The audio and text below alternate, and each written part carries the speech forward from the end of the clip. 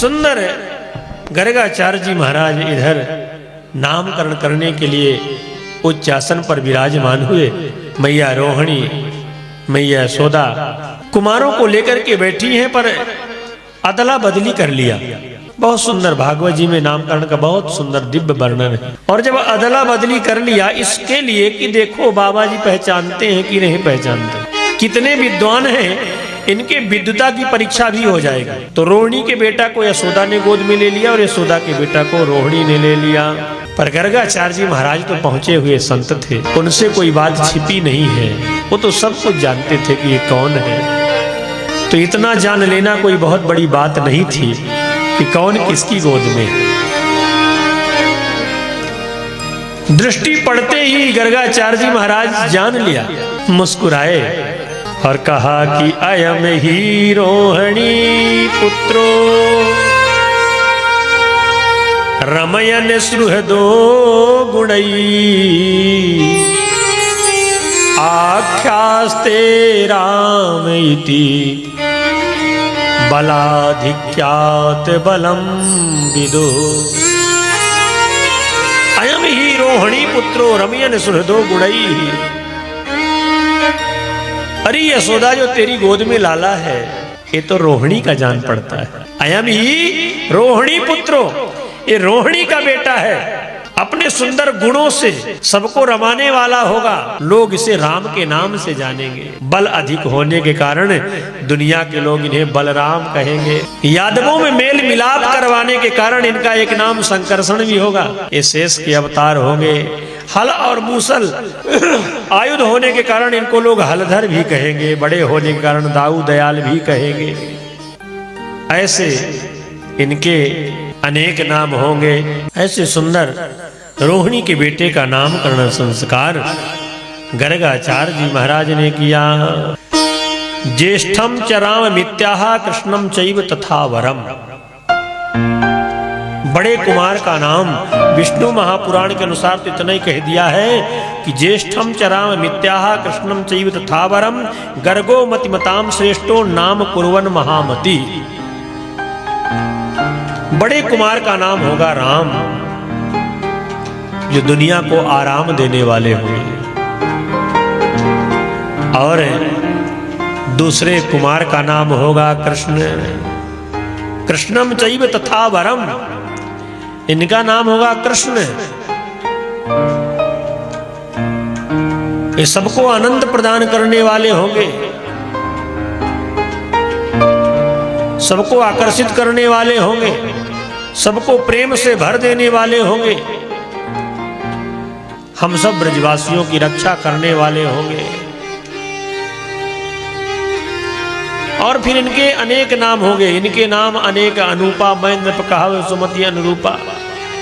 इनके नाम की महिमा कौन गा सकता है? भला बताओ किसकी वाणी में सामर्थ्य है जो परमात्मा के नाम का वर्णन कर सके। परमात्मा के तो अनंत गुण हैं, अनंत नाम हैं। सहस्र शीर्षा पुरुखा सहस्राक्षा सहस्रपात। जिसके हजारों सिर हो, हजारों पैर हो, हजारों मुख हो, उनका वर्णन कौन कर सकता है? पर गर्गाचार्य जी महाराज ने कहा कि हे नंदराय जी, जितनी मेरी वाणी में सामर्थ्य है उतना हमने वर्णन किया।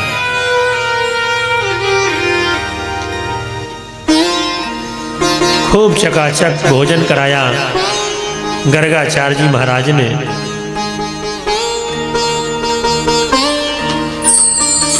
कहीं कहीं तो कथा आती है कि गर्गाचार्य जी महाराज के जब भोजन का नंबर आया तो वैश्यों को बनाया। तो गर्गाचार्य जी महाराज बड़े तपोनिष्ठ महात्मा थे, किसी का बनाया भोजन करते नहीं थे, तो स्वयं रसोई बनाने लगे। मैया यशोदा ने कहा महाराज आप सटरस व्यंजन जीमो बना करके, और सारी व्यवस्थाएं मैया यशोदा ने कर दी। गर्गाचार्य जी महाराज ने अपने हाथों से दिव्य भोजन तैयार किया। भोजन तैयार करने के बाद सुंदर थाल लगाया और थाल लगा करके नेत्र बंद करके भगवान का भोग ज्यों लगाया कि आइए प्रभु प्रेम से पाइए। नाभ्या आसी दंतरिक्ष गुमशीष्ण्योर देवहु समावर्ततो। ऐसा मंत्र पढ़ा कि बाल कृष्ण लाल पालने से उठे आए और गर्गाचार्य जी की थाली का प्रसाद पाने लगे। जैसे नेत्र खोला गर्गाचार्य जी महाराज ने, आप तो आग बबूला हो गए। देख यशोदा, तेरे इस लाला ने मेरे भोजन का स्पर्श कर दिया, मेरी रसोई बिगाड़ दी। मैया यशोदा भागती भागती आई, हे राम, हमने तो इसे पालने में सुला दिया था, न जाने कैसे उसकी नींद टूट गई। जल्दी से लाला को गोद में लिया, मावा क्षमा करना। हाथ पैर जोड़ने लगी, चरणों में प्रणाम करने लगी, क्षमा याचना किया। महाराज आप क्रोध न करें, मैं दोबारा व्यवस्था किए देती हूं, आप दोबारा रसोई तैयार कर लीजिए। बालक है। किसी तरह से गर्गाचार्य जी महाराज का क्रोध शांत हुआ। मैया यशोदा पुनः अच्छी तरह से प्रकोष्ठ के अंदर कन्हैया को बंद कर दिया और फिर गर्गाचार्य जी महाराज ने पुनः रसोई जैसे तैसे 3 बज गए, 4 बज गए, रसोई तैयार करी और दिव्य रसोई तैयार करके पुनः थाल लगाया। और थाल संतों का काम है कि जितने बार पाएंगे उतने बार भोग लगाएंगे। और जैसे पुनः भोग लगाया कि पुनः प्रभु घुटनों के बल चल के आ गए और फिर थाल के सामने बैठ करके भोजन प्रसाद पाने लगे। जैसे गर्गाचार्य जी ने नेत्र खोला, ज्यों कन्हैया को भोजन करते देखा, थाल में बड़े जोरों से आवाज लगा रही है, यशोदा तेरी मिली भगत है, मैं समझ गया तू ही ये सब करती है। नहीं बार बार कैसे नन्हा सा बालक कमरे के अंदर से आ जाता। देख मेरी सारी रसोई इसने खराब कर दी। ये भैंस का बालक मेरी रसोई को स्पर्श कर दिया। श्री कृष्ण सोच रहे हैं कि भोग लगाते हैं, मुझे बुलाते हैं और जब आ जाता हूं तो क्रोध करते हैं। मैया यशोदा ने 2-4 चांटे जमाए श्री कृष्ण को, कान पकड़ के ऐठा, मूर्ख महात्मा को परेशान करता है, रसोई जूठी करता है। कन्हैया सोच रहे हैं कि करूं क्या। एक तरफ मैया पीट रही है और एक तरफ में बाबा जी है तो बार बार मुझे बुला रहे हैं, मैं किसकी बात मानूं। इस बार मैया यशोदा जैसे तैसे पुनः बार बार अनुनय विनय किया कि महाराज बिना जी में आप मत जाइए और कष्ट करिए, मैं पुनः व्यवस्था किए देती हूं और आप रसोई बना लीजिए। गर्गाचार्य जी महाराज तीसरी बार जैसे तैसे क्रोध को शांत करके रसोई तैयार किया। तब तक शाम को 5 बज गए। इस बार मैया यशोदा ने कमरे के अंदर बंद किया, ताला लगा दिया और चाबी महाराज को दे दिया कि महाराज आपको विश्वास नहीं है, रखो आप ताला की कुंजी। कन्हैया को कमरे के अंदर बंद, बाहर से ताला लगा हुआ है।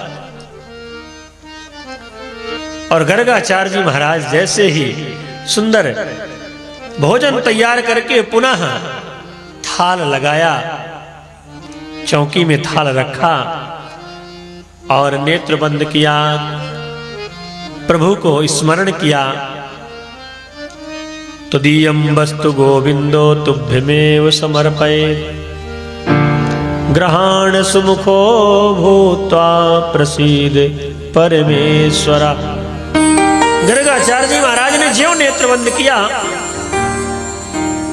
कि तीसरी बार भी बालकृष्णलाल आ गए